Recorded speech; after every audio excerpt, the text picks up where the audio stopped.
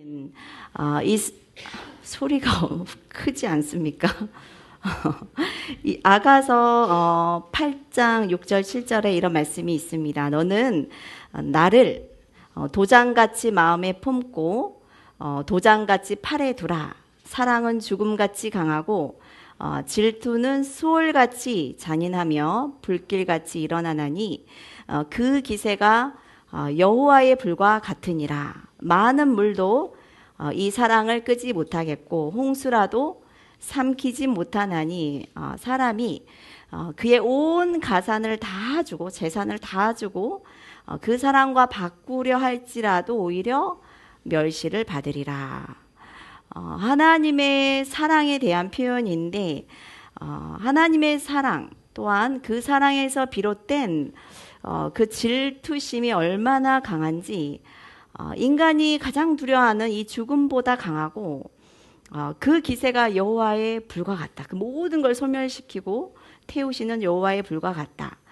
그리고 이 불길이 얼마나 큰지 세상에 그 많은 물, 홍수라 할지라도 끄지 못한다. 이렇게 하나님의 사랑을 어떤 문학적인 방법으로 이렇게 표현을 하고 있습니다. 즉 하나님의 그 사랑의 영역과 인간이 할 수 있는 그 최대치의 그 사랑의 그 크기가 비교할 수가 없다는 거죠. 인간의 이성과 지성과 우리의 감성으로 할 수 있는 그 엄청난 그 불타는 사랑이라 할지라도 심지어 우리가 할 수 있는 상상력이라 할지라도 하나님의 그 사랑을 우리가 인간이 이해할 수 없기 때문에 그래서 하나님은 우리에게 그런 사랑이 있단다. 그러니 이해하지 말고 그냥 마음에 받아들여라, 믿어라. 그럼 되었다 하십니다. 하나님의 사랑은 인간을 향한 사랑은 정말 처음부터 그랬습니다. 너무나도 지고지순하여서 더할 수 없이 높고 순수하였습니다. 아담이 아내와 선악과를 따먹고 나무 뒤에 숨었었지만 하나님은 아담아 아담아 부르시면서 아담과의 그 관계를 회복시키길 원하셨고 심지어 동생을 죽였던 가인에게도 찾아오셔서 그 죄의 문제를 해결하여 관계를 회복시키시길 원하셨습니다. 하나님은 태초부터 이 몇 명 안 되는 이 인류를 그냥 지우시고 다시 시작하실 수 있으셨으나 그러나 하나님은 그리하지 않으시고 그 인간에 대한 그 사랑을 태초부터 지금까지 계속하셨고 계속 참으셨고 기다리시고 지금도 기다리고 계십니다. 모세가 이끌었던 이스라엘 자손이 얼마나 불평불만 또한 앞에 선 자에 대한 어떤 시기, 질투, 분노 이게 가득 찼던 정말 그야말로 정말 받아들이기 힘든 그런 죄로 가득한 그런 자손들이었지만 하나님은 그 이스라엘 자손들이 뭐가 그렇게 좋으신지 기어코 함께 하시고자 성막을 지으셨는데 12지파의 가장 중앙에 딱 들어와셔서 그냥 그 자손과 함께 하고 싶은 것입니다. 성막의 가장 큰 의미는 임마누엘입니다. 하나님이 우리와 함께 하신다. 그냥 하나님은 못난 우리와 함께 하고 싶으신 겁니다. 내가 너 안에 너가 내 안에 있었으면 좋겠다.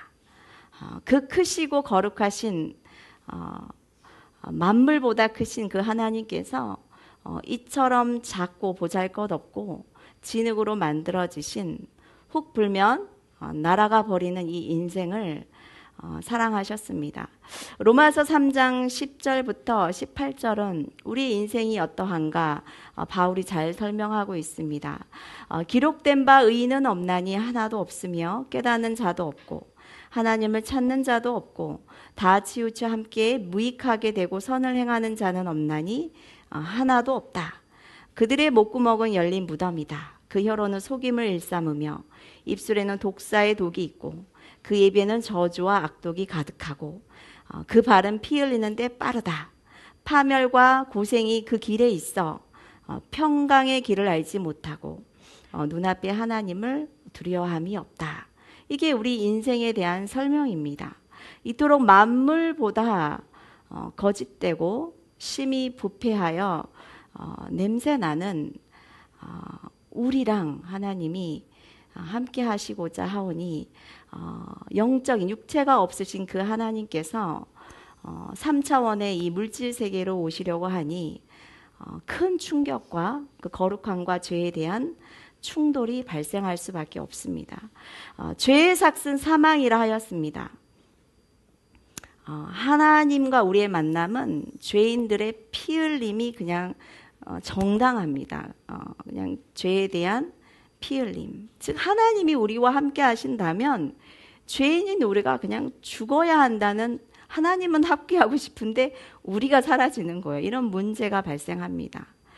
그래서 하나님은 아담 때부터 양의 피를 흘려 인간의 죄 수치를 가리는 가죽옷을 입히셔서 함께 하였습니다. 그리고 모세 때 이후로는 아브라함 때부터죠. 이렇게 제사를 드렸기 때문에 양의 피를 흘려서 내가 이 양의 피 흘림을 너의 피 흘림으로 받겠다. 너는 죄에 대한 값을 다 치렀다. 이 대속의 은혜를 그때부터 우리에게 가르치기 시작한 거죠. 그렇기 때문에 우리가 대신 양의 제물이 내 죄값을 치렀다라는 이 대속의 은혜를 감사할 수밖에 없어요. 이게 은혜이거든요. 모세를 통해 성막을 지으시고 양의 피를 흘리고 물두멍에 그 피를 씻고 성소를 지나 지성소에 들어가야 우리는 비로소 하나님의 얼굴을 배우는 것입니다. 이 과정이 없이는 절대로 하나님과의 만남이 될 수가 없습니다. 오늘 본문 솔로몬을 통해서 천막 형태의 그 성막이 이제 건물로 된 이 성전으로 이렇게 지어지는, 정말 그 광야의 때보다 그 규모와 아름다움이 어마어마하게 확대된 성전의 그 완공된 모습을 보고 그 안에 있던 모든 성전의 기구들을 옮기는 장면을 오늘 말씀을 통해 볼 수 있습니다. 다윗은 평생에 하나님을 얼마나 사랑하였든지 성전 짓기를 사모하여서 평생에 성전 짓는 준비를 하였는데 정말 금이 얼마나 금을 많이 모아놨던지 22장 14절에 솔로몬을 향해서 이렇게 해요. 이야기를 합니다. 내가 환난 중에, 평강할 때의 한 게 전쟁 중이죠. 환난 중에 여호와의 성전을, 역대상 22장 14절인데 내가 환난 중에 여호와의 성전을 위하여 금 10만 달란트와 은 100만 달란트와 녹과 철을 그 무게를 달 수 없을 만큼 심히 많이 준비하였다.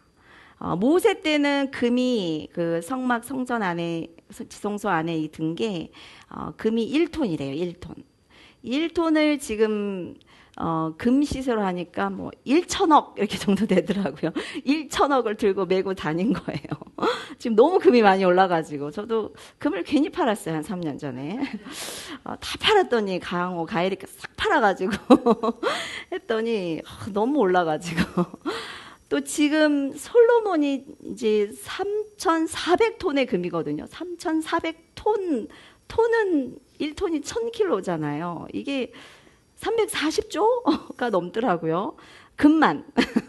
은 뭐 엄청 많잖아요. 그 외에도. 그래서 어마어마한 가치를 가졌는지 알 수 있죠.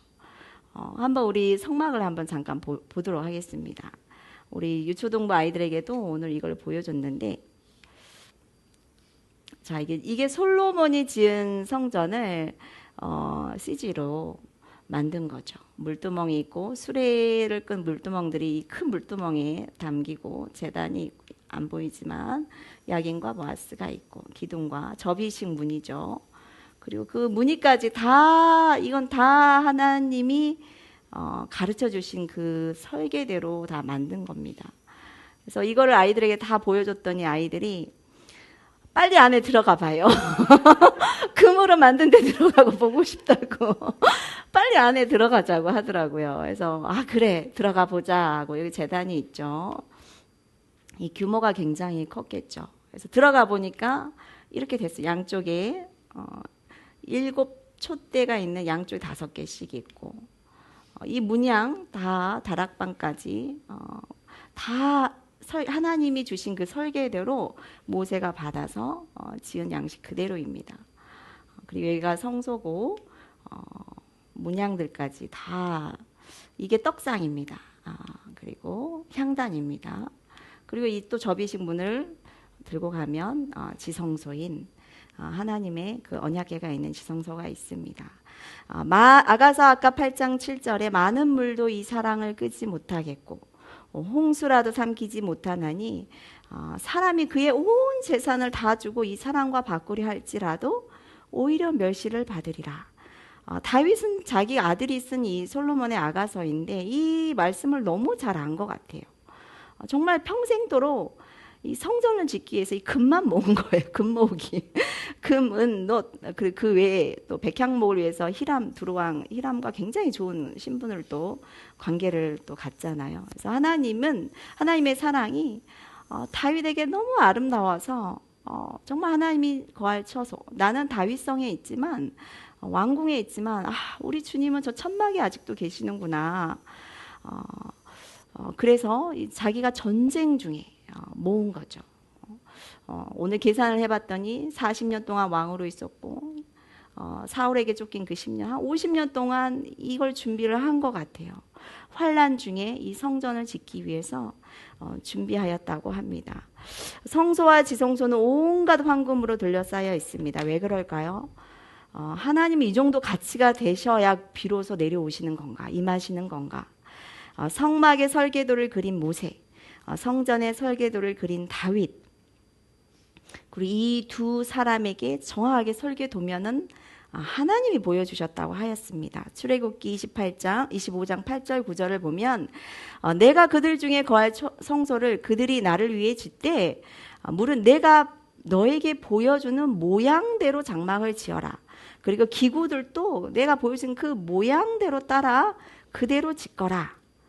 다윗이 죽기 전에 솔로몬에게 한 이야기도 똑같습니다. 다윗이 성전의 복도와 집들과 곡간과 다락과 골방과 속죄소의 설계도를 그의 아들에게 솔로몬에게 주고 또 그의 영감으로 받은 모든 것, 하나님의 성전의 뜰, 사면의 모든 방, 하나님의 성전 곡간, 성물 곡간의 설계도를 주고 다윗이 이르되 여호와의 손이 내게 임하여 이 모든 설계를 그려 나에게 알려주셨다. 하나님이 직접 알려주셨다 하여서 이 성전은 정확하게 하나님이 주신 그 설계 도면 그대로 그린 겁니다. 즉 모세의 성막과 이 솔로몬의 성전은 그 규모와 가치 면에서는 굉장히 많이 확대되었지만 그 본질적인 존재의 이유는 단 하나입니다. 임마누엘 하나님이라는 거죠. 인간이 우리와 함께 하시고자 하는 그 모든 과정 가운데 이 성소 지성소를 그렸는데 그냥 값어치로 돈의 가치이기 때문에 이렇게 황금으로 지은 게 아닙니다. 그렇다면 우리는 뭐 가정에 금 1kg씩 가지고 계십니까? 없잖아요. 우리는 하나님을 뵙지 못하겠네요. 그런 이제 의미가 아니라는 거죠.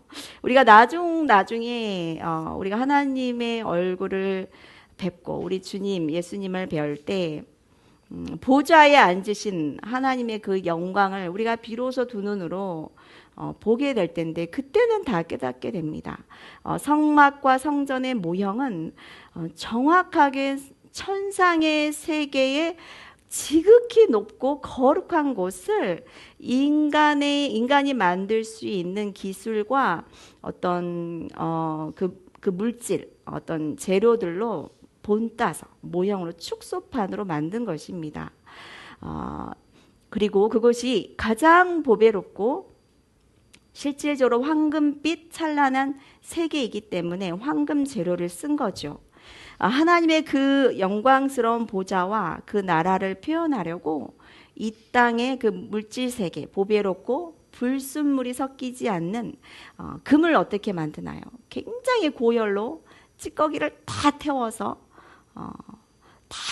순금만 남도록 정금, 이 순금을 사용해서 성소와 지성소를 다 금으로 입히게 됩니다. 지성소에는 가장 높은 곳 속죄소가 있죠. 하나님께서 친히 임재하시는, 앉으시는, 좌정하시는 보좌를 이야기합니다. 언약궤가 있고 두 그룹 천사가 있는데, 이제 어떤 이미지는 사람의 모양의 천사가 날개를 쫙 펴고 있고, 언약궤를 탁 둘러싸은 천사가 딱 두 개 있거든요. 어떤 이미지는 이게 동물 형태, 사자의 모양으로 날개가 있는, 그렇게 이제 표현이 되어 있어서 우리가 그때 보면 알 것 같아요. 이제 요한계시록을 보고 이제 사자 모양의 그런 모습을 또 만든 것 같기도 합니다. 또 성서에 가보면, 성소로 들어가면 먼저 생명의 떡이신 진설병, 예수 그리스도, 일곱 촛대, 요한계시록 보면 있는 하나님의 일곱 영이라 하나님의 보좌 바로 앞에 있는 진설병과 촛대, 그리고 앞에 향단이 있죠. 이 향단은 우리의 몫입니다. 검은고와 향이 가득한 금 대접을 가졌으니 이 향은 성도의 기도들이라. 하나님의 보좌 앞으로 이렇게 쓱 올라가는 우리의 기도와 찬양, 이 예배가 하나님의 보좌 앞까지 우리 향을 피울 때 이렇게 올라가는 거예요. 요한계시록 4장 5장에 보면 이 모든 것, 영적인 세계의 것을 인간의 눈으로 볼 수 있는 물질 세계로 표현하고자 하니 이 성소와 지성소가 지어진 것이지요. 성소에 들어가기까지 성전 뜰에서 우리는 어린 양의 피가 필요하고, 그리고 그 죄를 어린 양을 통해서 다 태우는 번제가 있어야 되고, 또 물두멍에 그 피를 씻는 회개가 필요합니다. 이 과정이 없이는 우리가 절대로 성소에 들어갈 수가 없습니다. 근데 성소로 또 끝나면 안 됩니다. 우리는 예수의 피를 의지하여서 정말 지성소까지 들어가야 됩니다. 성소와 지성소를 가르는 휘장, 곧 예수 그리스도. 마태복음 27장 46절 제9시쯤에 예수께서 크게 소리질러 이르시되 엘리 엘리 라마 사박다니 하시니 이는 곧 나의 하나님 나의 하나님 어찌하여 나를 버리셨나이까.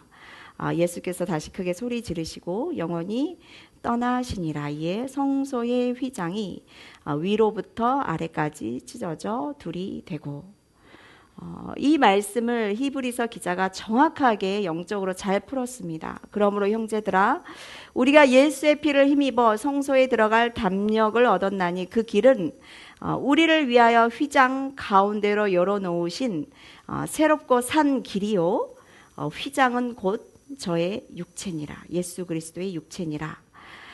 성부 하나님은 아들이신 예수님의 그 외침, 하나님 하나님 나를 어찌하여 버리셨습니까? 그 처절한 고통의 그 외침에 철저하게 외면하시고 눈을 가리시며 아들을 버리십니다. 이유는 더럽고 냄새나고 만물보다 부패한 우리 인간을 구하시겠다고 흠없고 거룩한 당신의 아들을 가장 잔인한 죽음의 그 형틀 나무에 매달아 놓으셨습니다. 사랑은 죽음보다 강하고 질투는 수월보다 잔인하며 불길같이 일어나나니 그 기세가 여호와의 불과 같다. 많은 물도 이 사랑을 끄지 못하겠고 홍수라도 삼키지 못하나니 사람이 그의 온 가산을 다 주고 그 사랑과 바꾸려 할지라도 오히려 멸시를 받으리라. 그러니 너는 나를, 하나님을 도장같이 마음에 품고 도장같이 팔에 두라. 하나님의 보좌를 가장 간략하게 모형으로 딴 것이 모세의 성막이요 솔로몬의 성전이었습니다. 최고의, 천상의 최고의 가치와 존귀함을 인간의 세계를 통해서 구현하고자 하니 이 정금이 필요한 거죠. 이 황금이 필요한 거죠. 불순물을 다 태운, 죄가 없는, 거짓이 없는, 어둠이 없는 순결한, 거룩한, 금의 가치가 이렇게 어마어마하듯 하나님의 임재가 있다면 이렇게 말로 형용할 수 없는 어마어마한 가치 있는 보물이 된다는 것입니다. 오늘 함께 읽었던 본문 8장 10절에서 11절 한번 읽어보도록 하겠습니다. 10절에서 11절입니다. 시작. 제사장이 성소에서 나올 때 구름이 여호와의 성전에 가득하매 제사장이 그 구름으로 말미암아 능히 서서 섬기지 못하였으니 이는 여호와의 영광이 여호와의 성전에 가득함이었더라. 아멘. 예수님을 통해서 하나님은 우리를 이제는 그렇게 화려한 솔로몬의 성전도 없습니다. 우리를 이제 성전 삼으시기 위해서 예수님을 보내신 겁니다. 너희는 너희가 하나님의 성전, 이렇게 귀한 성전인 것을 알지 못하느냐? 하나님의 거룩한 영이 너 안에 있음을 알지 못하느냐? 그러니 거룩하여라. 여러분의 마음은 정금으로 입히셨습니까? 순도 100%인 불로 연단하여 흠이 없고 티가 없는 거룩한 주님이 거하실 만한 처소로 마련하셨습니까? 그려하셨다면 하나님은 모세의 성막처럼 다윗의 성막처럼 오히려 더 완전한 성전으로 우리를 삼으신다는 겁니다. 과거에는 양의 피로 갔지만 이제는 우리가 예수 그리스도의 완전하신 피를 들고 주님의 보좌 앞에 나아가는 겁니다. 이곳 예배당에 모두 앉아 계시지만 다 성막에 들어가는 것도 아니요, 다 성소에 들어가는 것도 아니요, 다 지성소까지 들어가는 것도 아닙니다. 이사야 1장에서 1절 11절부터 14절 이렇게 표현하고 있어요. 여호와께서 말씀하시되 너희의 무수한 재물이 내게 무엇이 유익하뇨? 나는 순양의 번제와 살찐 짐승의 기름에 배불렀고 나는 수송아지나 어린 양이나 순념소의 피를 기뻐하지 아니하노라. 너희가 내 앞에 보이러 오니 이것을 누가 너희에게 요구하였느냐? 내 마당만 밟을 뿐이니라. 헛된 재물을 다시 가져오지 말라. 분향은 내가 가증히 여기는 바요, 월삭과 안식일과 대회로 모이는 것도 그러하니 성회와 아울러 악을 행하는 것을 내가 견디지 못하겠노라. 내 마음이 너희의 월삭과 정한 절기를 싫어하니 그것이 내게 무거운 짐이라 내가 지기에 곤비하였느니라. 하나님은 피곤하실 수가 없으신 분입니다. 지치실 수도 없으신 분인데 우리 인간이 하나님을 피곤하게 하실 수 있다는 거예요. 바로 신앙이 있는 그리스도인이면서 교회 열심히 다니면서 종교 놀이를 한다면 그건 하나님이 지기에 무거운 짐이라 하셨어요. 하나님이 너무 피곤하다. 더 이상 가져오지 말아라. 더 이상 오지 말아라. 더 이상 내 마당을 밟지 말아라. 전혀 다른 생각을 가지고 같은 공간 안에 있는 겁니다. 우리도 동상이몽이라는 프로그램을 가끔 보실 텐데 두 부부가 같은 가정 안에 살지만 전혀 다른 생각을 하고 이제 그런 이제 재밌게 표현한 것들이 있는데 우리도 주님을 같은 이렇게 믿음 안에 있지만 겉은 같은 색깔이지만 속이 다르다는 거예요. 하나님과의 이 소통과 영적인 교제가 없이도 신앙생활을 할 수 있다는 거죠. 주님이 원하신 거, 내가 원하시는 거, 바라는 거, 소원, 그 꿈이 다르다는 거예요. 함께 흘리는 눈물과 함께 웃는 웃음이 없는 거예요. 소통이, 교통함이 없는 상태죠. 반대로 어떤 분은 하나님이 거하시는 성소까지 들어갑니다. 그리고 간혹 어떤 분은 정말로 지성소까지 들어가서 하나님과의 마음이 연합된 그런 자들이 이 땅에 살고 계신다는 겁니다.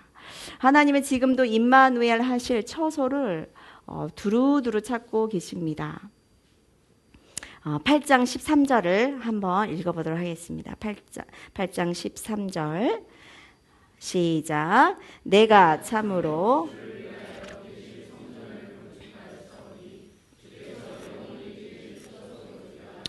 아멘. 하나님께서 인간을 처음 만드셨을 때 흙으로 육체를 지으셨지만 거기까지는 동물하고 똑같습니다. 흙으로 동물을 만드셨습니다. 인간도 흙으로 동물을 지으셨어요. 다른 점이 있다면 그 코에 생기를 영을 집어넣은 거예요. 생영이 되었다. 사람이 생영이 되어 영적인 육체를 가진 영적인 존재가 되었다. 인간은 그리하여 영적인 존재가 되었고 영원한 존재가 되었습니다. 그러나 죄로 인한 이 타락이 하나님과의 이 영적인 교제를 단절시키고 하나님이 이 문제를 해결하고자 예수 그리스도를 통해 그리고 지금은 성령님을 통해 이 영적인 메마름, 이 영적인 단절을 다시 뚫어 놓으셨습니다. 그리고 우리를 성전 삼으셔서 하나님과 연합하시기를 원하십니다. 과거에 모세의 장막에 거하셨던 그 여호와 하나님께서 그리고 아까 본문에도 읽었던 솔로몬 성전에 빼곡히 구름으로 임하셨던 그 여호와 하나님께서 이제는 예수 그리스도를 통하여서 우리의 죄의 문제가 완전히 해결이 되었기 때문에 이제는 각 심령들을 하나님의 성전으로 삼으시고 성령으로 함께 임마누엘 하시기를 원하십니다. 이것이 바로 하나님께서 태초부터 그리신 큰 그림이에요. 이것을 위해 아담을 지으셨고 아브라함을 부르셨고 야곱을 빚으셨고 모세를 부르셨고 사무엘을 일으키시고 다윗에게 승리를 주셨고 솔로몬에게 지혜를 주셨고 지금 우리가 이 갈릴리 교회에 있는 것입니다. 우리와 함께 하시려고 영원히 당신께서 거하실 처소를 각 사람 심령들 가운데 그 성전으로 세우시려고 같이 웃고 싶어서 같이 교제하고 싶으셔서 우리를 이렇게 지금까지 인간의 그 역사 동안 함께 하신 겁니다. 진정으로 한 영으로 연합하여서 야 우리가 진짜 하나구나. 내가 너의 심령 가운데 거하는 것이 참 기쁘다. 내가 편안하다. 내가 너로 인해서 위로를 받는다. 과연 이 부르심을 깨닫고 누가 하나님이 영원히 거할 그 처소로 우리의 마음을 온전히 거룩히 하나님께 내어드리느냐, 그 영원한 교제 가운데 들어가느냐. 하나님 저는 이 땅에서 삶이 끝나고 천국에 가서 그렇게 하겠습니다 가 아니라 지금 이 순간부터 우리 주님 손 꼭 잡고 이 땅에 살면서 임마누엘을 해야 되는 것입니다. 이 물음과 초대 앞에 각자가 대답하는 거예요. 이거는 각자의 몫입니다. 요한계시록 3장 20절에 볼지어다 내가 문 밖에서 서서 기다린다. 너 두드린다. 그리고 문을 열어달라고 음성으로 외칠 것이다. 네가 문을 열고 문을 연다면 내가 너로 들어가서 내가 너와 더불어 먹고 마시겠다. 이 손잡이는 우리 쪽에만 달려있대요. 주님 쪽에는 그 문에는 손잡이는 없어요. 두드릴 수 있고 외치실 수도 있지만 문 손잡이는 우리한테 있어서 우리가 열어야 되는 거예요. 그건 우리의 몫입니다. 하나님께는 우리의 자유의지를 존중하세요. 아담 때부터 지금까지 우리의 자유의지를 존중하신 거예요. 끝까지 거절하면 주님도 못 들어오십니다. 그러나 문을 열어 주님을 환영하는 자에게는 우리 주님께서 친히 우리 삶의 영역 가운데 들어오셔서 우리와 더불어 먹고 마시며 그 영원한 존재를 천국에 가서가 아니라 지금 이 순간부터 그 기쁨을, 그 감격을 누리는 겁니다. 이 거룩한 초대 앞에 기쁨으로 우리 주님을 환영하셔서 주님께서 영원히 거하실 그 초소가 되어서 그 행복을 그 임마누엘의 그 하나님을 항상 경험하며 동행하시는 우리 여러분이 되길 소망합니다.